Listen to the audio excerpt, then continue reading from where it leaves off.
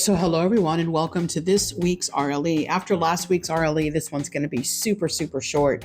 So thank you for those who stuck with that long RLE last week. There's just sometimes that I cannot make these shorter for context purposes.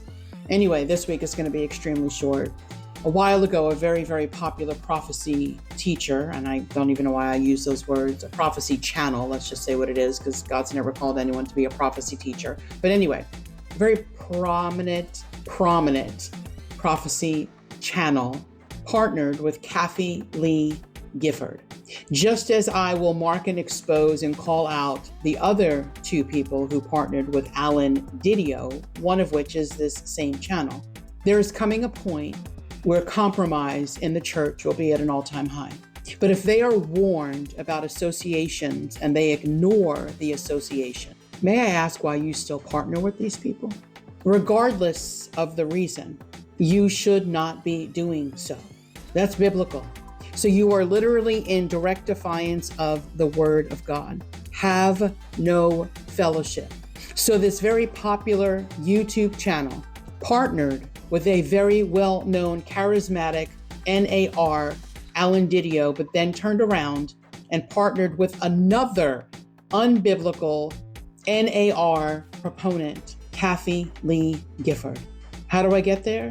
Listen to her. She doesn't know who the real Jesus is. And this is what she has to say on this week's RLE. You know, it's hard to watch the suffering in the world and not wonder why he doesn't come.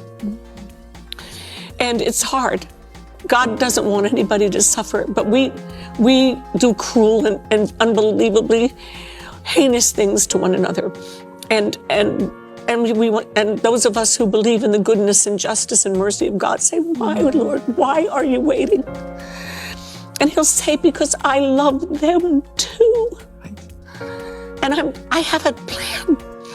I have a plan. It may not be when you think it's going to come, but it's going to come. Yeah, absolutely. And Jesus will set his feet on that beautiful Mount of Olives right where he left off from. Mm-hmm. And all things will be made right. And there will be no more tears.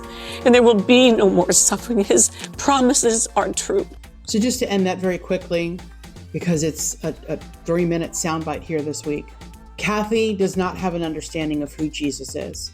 And that is my fear and what I said last week about the second half of the tribulation when the devil incarnates the Antichrist. People are going to think that is the second coming, that is Jesus.